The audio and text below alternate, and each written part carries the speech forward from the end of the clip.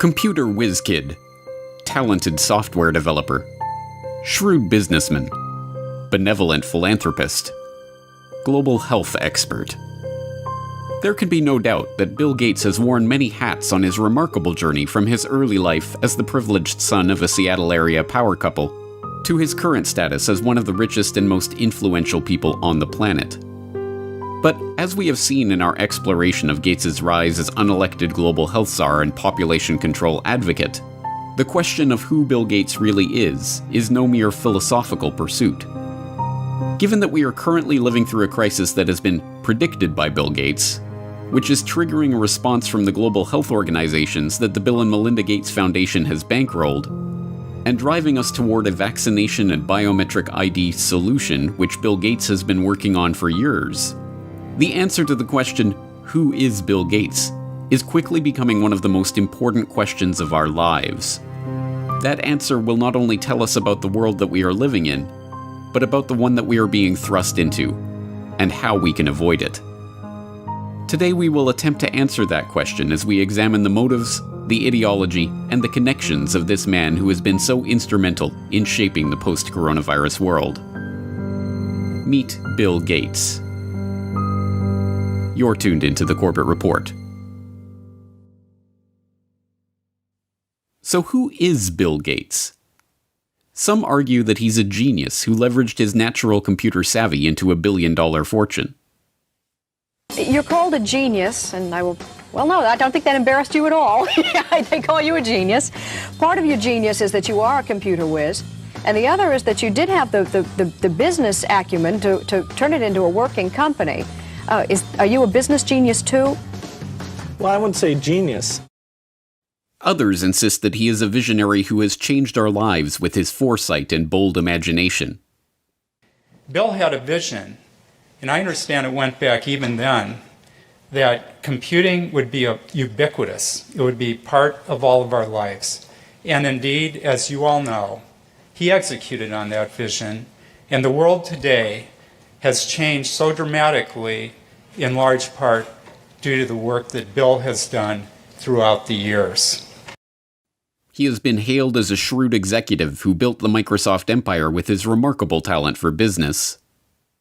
When the biographers and historians write the history of the 20th century, Bill Gates is going to go down as the best businessman of our century, and Microsoft is one of the greatest companies of the 20th century.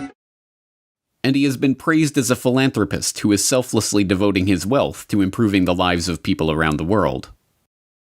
Bill, even your harshest critic would have to admit that your philanthropy work is, planet-shaking, incredible, and could be, if you make it a second act, so amazing that it would dwarf what you've actually done at Microsoft.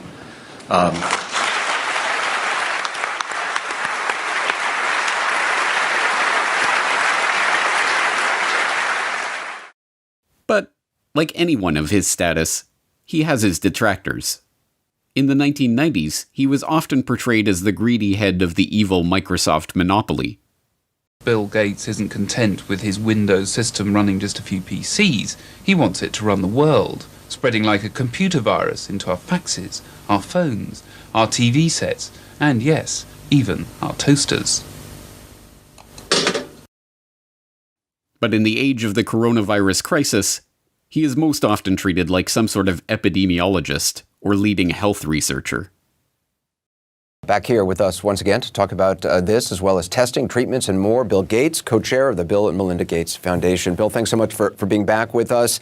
It's been a little over a month since you were here, and at that time, you said the U.S. had not hit its peak. So at this point, do you think we have peaked, and where do you think we are right now in kind of the arc of the pandemic? But in truth, none of these perspectives are accurate. Microsoft's big break famously came from a deal to provide software for IBM as they moved into the personal computer market. But the deal was not the result of Gates' technical genius or amazing business acumen. As has been quietly admitted by IBM executives in the years since, Microsoft was given their shot at the chance to work with Big Blue as a result of Gates' mother's relationship with IBM CEO John Opel. You remember your partnership of IBM and Bill Gates. How did it break up? I do remember very well, actually. Bill Gates, at the beginning of our relationship with him, was living on pizza and Pepsi-Cola in Albuquerque, New Mexico. And his mother happened to be on the United Way board with our chairman and asked our chairman to help him. And you know, when the chairman comes in and tells you to go help this kid, 900 people get on the plane Monday morning and they all go down to try to help Bill Gates. So I don't see Bill Gates as this great creative person. I see him as an opportunist. And in fact, in those days, there was a lot of sharing of software code. People gave it away. In Silicon Valley, they would share everything. He came in and he tried to control everything and put a price on it. Computer historians have long known how the basis for what became MS-DOS was not Bill Gates' brilliant imagination, but QDOS, a quick and dirty operating system that had been thrown together by Tim Patterson, a worker at Seattle Computer Products, as a placeholder until he could sell a proper operating system to his customers. And as even Gates himself admitted, the breakthrough graphical user interface that became the basis for Windows was ripped off from the researchers at the Xerox Palo Alto Research Center. As Bill would say after Apple unsuccessfully sued Microsoft for copyright infringement over Windows GUI, "Hey, Steve, just because you broke into Xerox's house before I did and took the TV doesn't mean I can't go in later and take the stereo." And, as Gates also admits, it is not a spirit of selfless generosity that motivates his interest in vaccines and other lucrative health interventions. I'd like to talk to you about your approach to vaccinations. You wrote something recently, and like you always do, you kind of looked at the problem from a scientific and business perspective on things. You've invested $10 billion in vaccinations over the last 2 decades, and you figured out the return on investment for that, and it kind of stunned me. Can you walk us through the math? You know, we see a phenomenal track record. It's been $100 billion overall that the world's put in. Our foundation is a bit more than $10 billion. But we feel there's been over a 20-to-1 return. So if you just look at the economic benefits, that's a pretty strong number compared to anything else.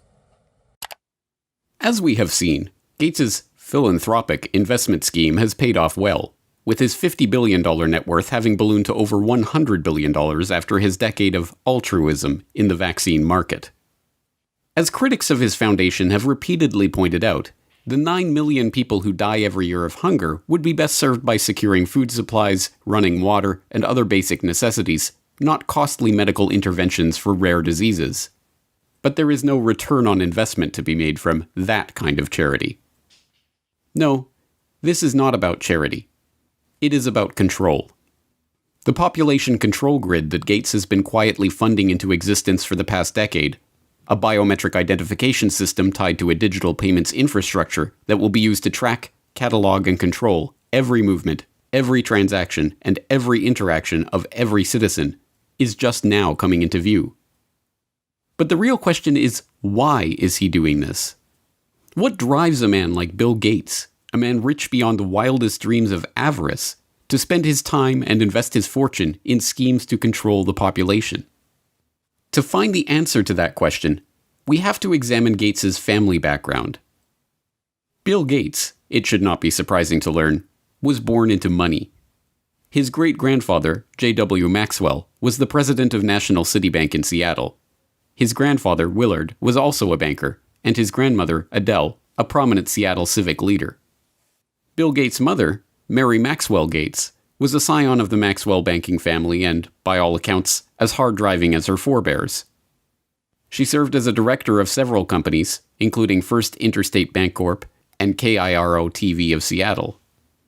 She served as a regent at the University of Washington, and she was appointed to the board of the United Way of America, where, as we have seen, she persuaded IBM CEO John Opel to help her son in his fledgling software development career. Bill's father, William H. Gates Sr., was a prominent Seattle area lawyer. He co-founded a powerful law and lobbying firm, helped Howard Schultz in his bid to buy Starbucks, served on the boards of numerous companies and organizations, and, along the way, had a profound influence on his son's life and career. My dad was large presence, both physically and in terms of his wisdom. He worked very hard, so he'd leave in the mornings, often before we had breakfast, and get home in time for dinner. I always looked up to my dad in terms of how hard he worked. At the dinner table, my dad would go through various lawsuits and expect us to follow along. He had high expectations. The young Bill Gates, technically William H. Gates III, although his card-playing family dubbed him Trey, learned much from his parents. From his mother's banking family, he inherited a nose for the dollar, as one childhood friend's father called it.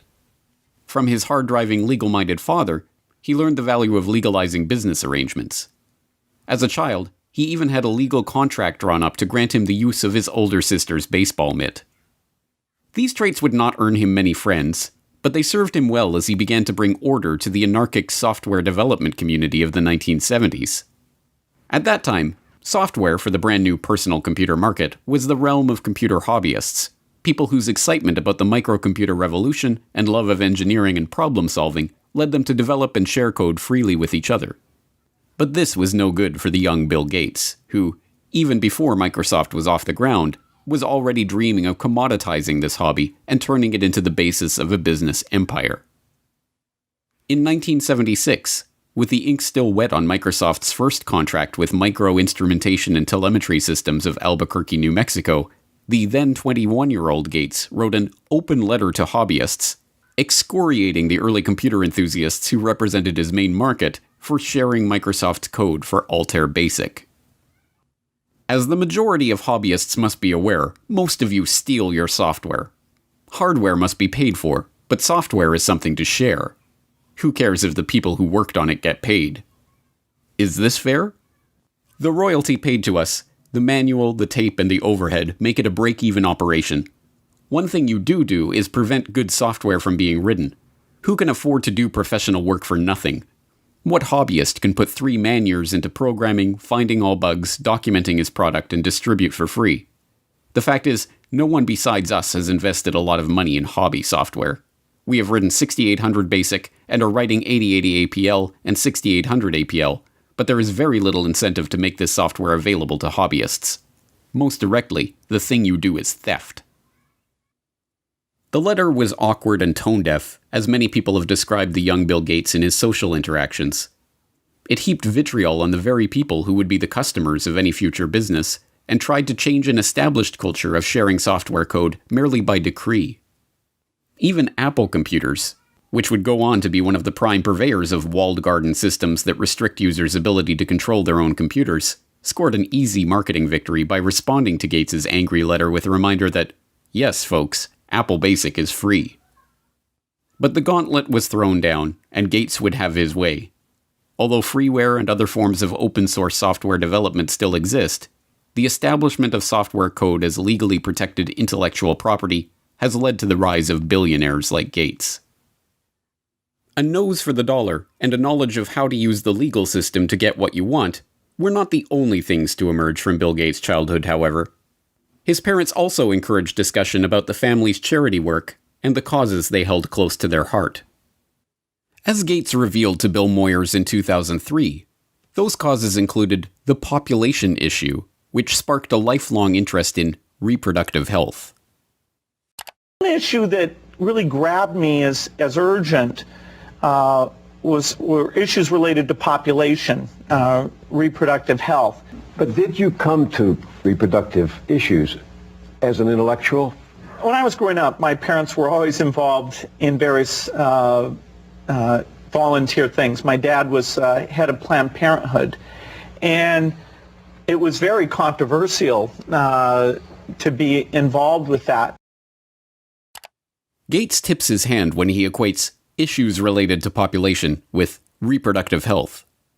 The topic is particularly controversial because population control and reproductive health have been used for half a century as a euphemism for eugenics, the discredited pseudoscience that holds that certain families are fit to be leaders of society by virtue of their superior genes. As we saw in Why Big Oil Conquered the World, eugenics was a field named and codified by Francis Galton, cousin of Charles Darwin. Ostensibly concerned with heredity and what would later be known as genetics, the eugenicists believed that the rich and powerful were rich and powerful not because of luck or chance or happenstance, and certainly not from the deployment of cutthroat business tactics and underhanded dealings. No, the rich and powerful had attained their status because they came from better stock. Conversely, the poor were poor because of their defective germplasm. As transparent as it seems to us today that this ideology was a self-serving self-justification for the ruling class, it was quickly taken up as the great social crusade of the early 20th century.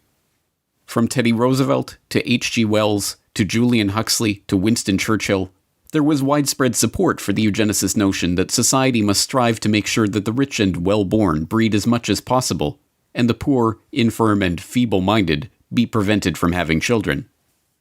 A common eugenicist argument was that the scarce resources of society should not be used to support the lower classes, as that only encouraged more of their kind. Instead, life-saving medical care and intervention should be rationed so that those resources can be best put to use elsewhere.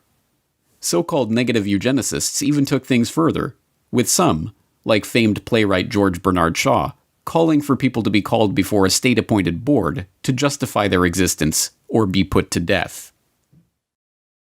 But there are an extraordinary number of people whom I want to kill.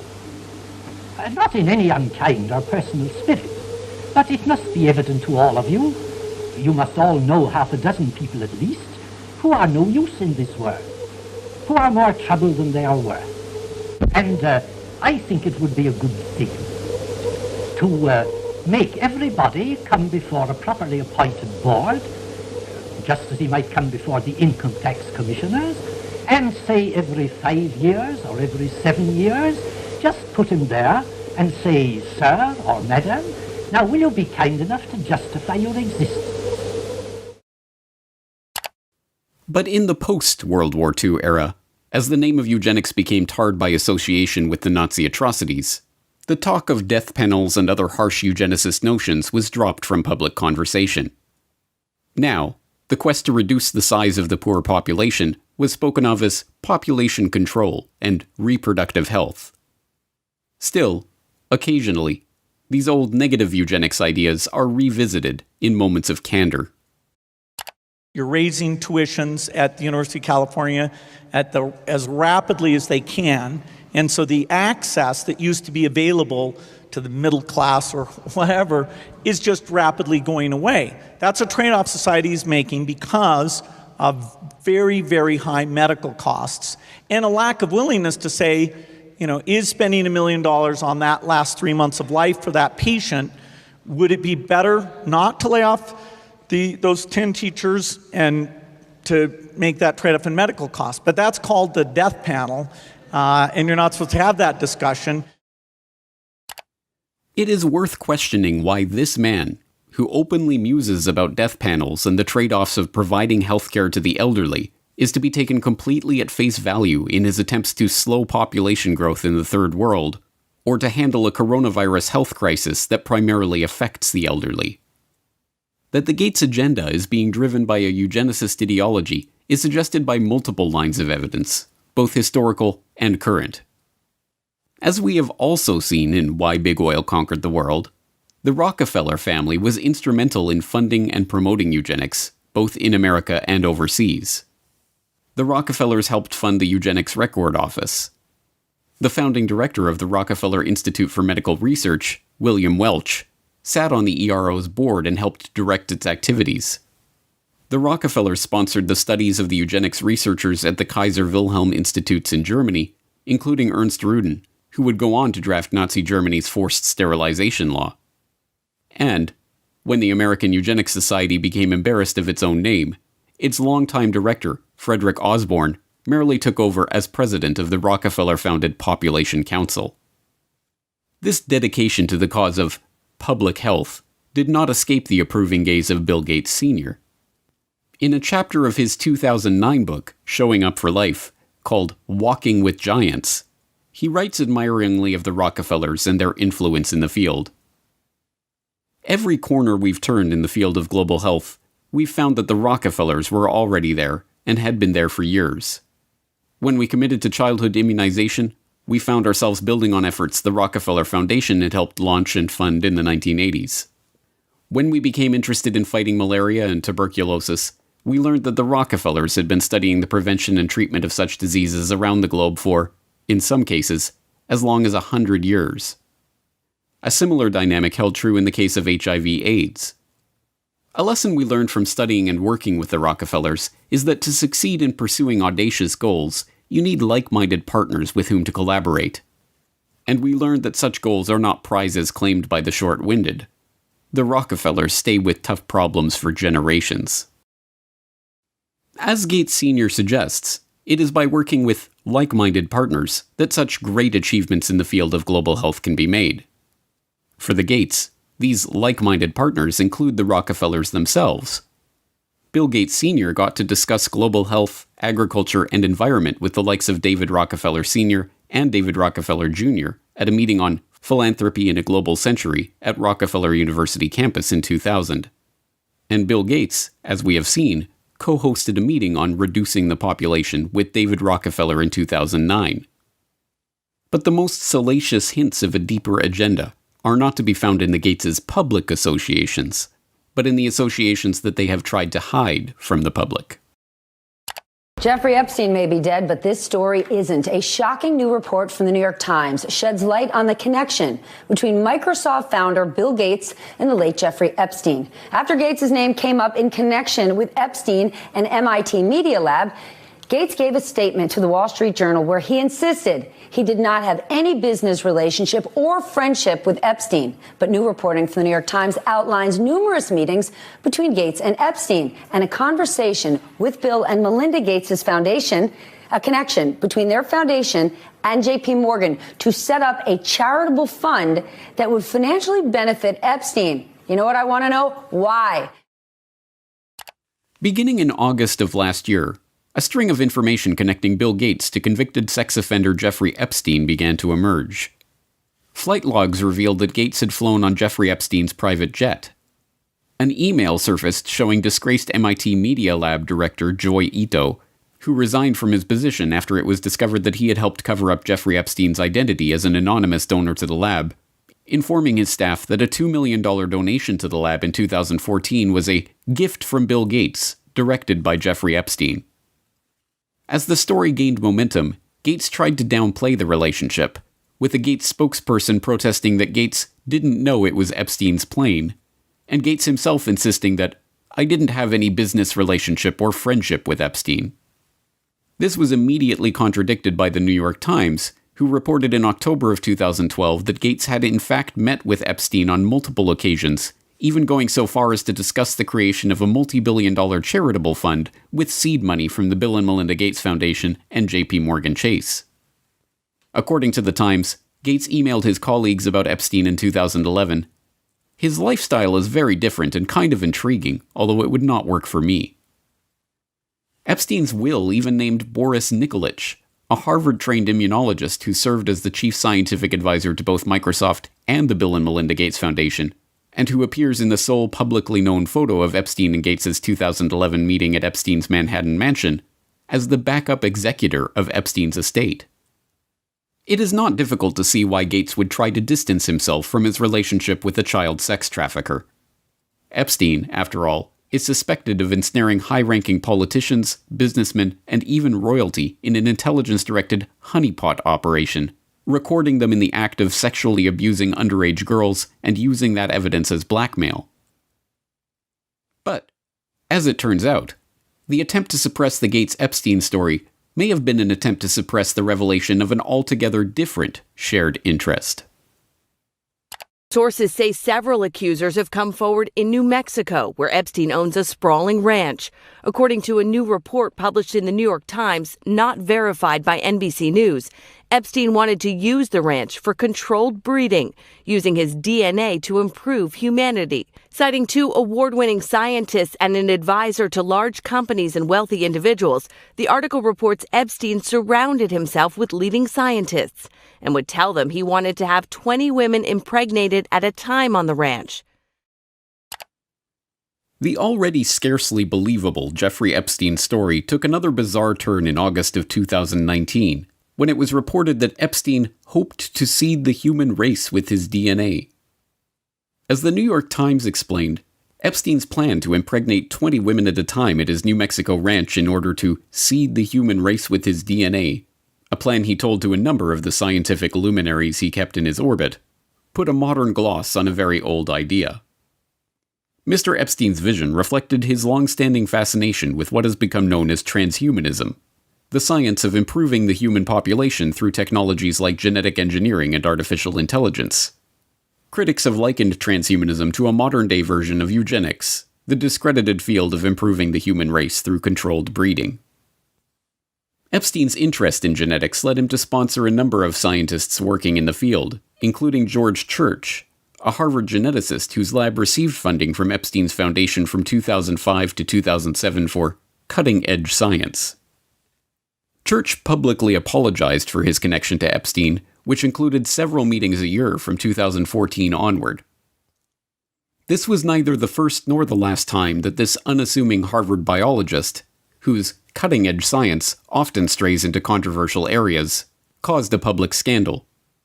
In 2019, Church proposed a genetics dating app, which was immediately denounced as applied eugenics.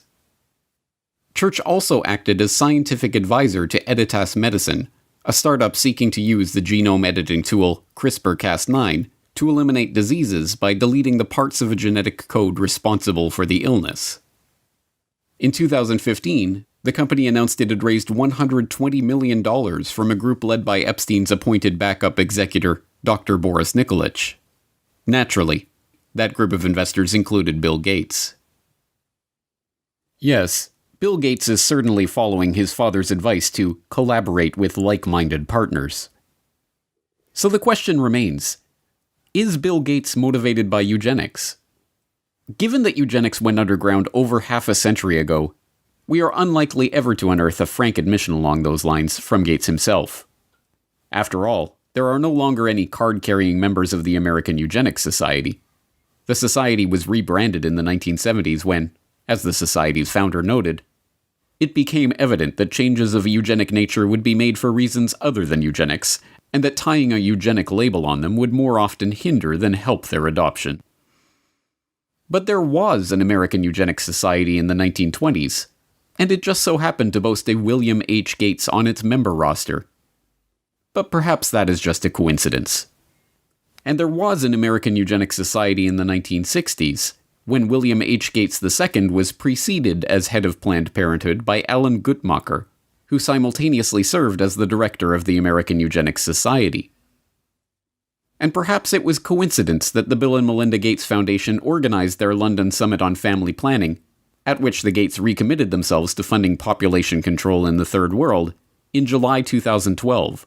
On the anniversary of the first International Eugenics Congress, held in London exactly 100 years prior. And perhaps it is reaching to compare the young Bill Gates' dating preferences to the genetic-based dating favored by modern-day eugenicists. I interviewed several women who had dated Bill just briefly, and one told me the very first question Bill asked her was, "What did you score on your SAT test?" This is not exactly, what a young woman wants to hear. For Bill Gates, though, he had scored a perfect 800 on his math portion of the SAT, and this was a matter of pride with him, and he wanted to make sure whoever he was dating, had scored a pretty high grade. No. We cannot expect an answer about Bill Gates' true motives to come from Gates himself. By this point, the question of Bill Gates' intentions has been buried under the combined weight of hundreds of millions of dollars of paid PR spin. Like the Rockefellers before them, the Gates have long since learned the secret of enlarging their family fortune, not to mention their control over the human population, by donning the mask of philanthropy. There are many perspectives on Bill Gates. Depending on who you ask, he is a computer savant, a genius businessman, or a saintly philanthropist. But all of these perspectives have been brought to you through PR outlets founded or funded by the Bill and Melinda Gates Foundation. Bill Gates is no longer a subject for historians but hagiographers. Now we must confront the question of why this man is motivated to build such a web of control. Control over our public health agencies. And for all 193 member states, You must make vaccines a high priority in your health systems to ensure that all your children have access to existing vaccines now and to the new vaccines that have recently become available. Control over our identities. And the lack of an ID system is a problem, not just for the payment system, but also for voting and health and education and taxation. And so it's a wonderful thing to go in and create a broad identification system. Control over our transactions. Once financial flows go underground, where you have lots of legitimate transactions mixed in with the ones you want to track, and once they're going over a digital system that the U.S. has no connection to, it's far more difficult to find the transactions that you want to be aware of or that you want to block. And even control over our bodies. But we're going to have this intermediate period of opening up, and it won't be normal until we get an amazing vaccine to the entire world. We must confront the possibility that this quest for control comes not from a selfless spirit of generosity that never seemed to exist before he became a multi-billionaire, but from the same drive for money, the same desire for domination, and the same sense of superiority that motivated him on his way up the corporate ladder. But if the answer to the question, who is Bill Gates, is Bill Gates is a eugenicist, that tells us some important things about the world that we are living in. It tells us that Gates is deceiving the public into supporting his takeover of the world with a false front of philanthropy. It tells us that the goal of the Gates, like the goal of the Rockefellers before them, is not to improve the world for humankind, but to improve the world for their kind. And most importantly, it tells us that Bill Gates is no comic book supervillain, single-handedly directing all of the chaos that is unfolding in the world or single-handedly bringing his own order to that chaos. No, if Bill Gates is a eugenicist, driven by a belief in the superiority of himself and his fellow wealthy elitists, then what we are facing is not one man, or even one family, but an ideology. This is not a trivial point. One man, whatever his wealth, can be stopped easily enough. But even if Bill Gates were to be thrown in jail tomorrow, the agenda that has already been set in motion would continue without missing a beat. An entire infrastructure of researchers, labs, corporations, governmental agencies, and public health bodies exists, funded more often than not by Gates, but driven by the belief of all those millions of people working for these various entities that they are truly working in the best interest of the people. No, an ideology cannot be stopped by stopping one man. It can only be stopped when enough people learn the truth about this agenda and the world of total, pervasive control that is coming into view. If you have watched all 4 parts of this exploration on Bill Gates, then you are now one of the most informed people on the planet about the true nature of this agenda. You have seen how the takeover of public health has been used to railroad the world into a headlong rush toward mandatory vaccinations, biometric identification, and digital payments. You have seen how the pieces of this puzzle fit together, and how they represent a far greater threat to the future of humanity than any virus. Here is the good news. Armed with this information, you have the antidote to the scourge of this eugenicist ideology. The truth is that ideologies are viruses of the mind. They spread from person to person, infecting them with ideas that can lead to a disease of the body politic. But here is the even greater truth. Inoculations do work. Inoculations of truth against the lies of those spreading their poisonous ideology. If you have made it this far, it is incumbent on you to help inoculate those around you against the corrupt ideology of Bill Gates and all those who seek to control the population of the world. You must help to spread this information so that others have a chance to see the bigger picture and decide for themselves whether they are willing to roll up their sleeves and accept what is coming or not. But time is not on our side. Even as we speak, mass vaccination campaigns are being prepared. We are already building our plans to vaccinate the whole city of Chicago and working with others across the region on a major plan for this. We've bought syringes, we've bought cold boxes, we've planned out locations. biometric identification schemes and immunity passports are already being rolled out. And so while we started with travel at our core, we're a biometric secure identity platform where it's always been about attaching your identity to your boarding pass, the airport, or your ticket to get into a sports stadium, or your credit card to buy a beer. And so now with the launch of Clear Health Pass, it's about attaching your identity to your COVID-related health insights for employers, for employees, for customers. Programs for tracking, tracing, and surveilling the entire population are already being beta tested. Today we are launching another useful tool that can supplement the critical detective work we are conducting in public health. Alberta Trace Together is a voluntary, secure, mobile contact tracing application to help prevent the spread of COVID-19. And the digital payment infrastructure, the system of financial exclusion that will allow governments to turn off our access to the economy at will, is being put into place. In order to avoid the risk of transmission through physical handling of money, we encourage the use of cashless transactions, such as mobile money, M-Pesa and otherwise, and credit cards. People are using touchless payment systems much more than they're using cash, both because we're not interacting with people directly as much anymore, and also because cash is kind of skeezy. We must spread the word about the dark nature of this population control agenda to as many people as we can, before our ability to speak out against this agenda is taken away for good. Thanks to the likes of Bill Gates, the virus of this population control agenda is already here. It is threatening to crash the system as we've known it. But if Bill Gates has taught us anything, Applications like Word and Excel. it's how to deal with a virus. It's time for a hard reset.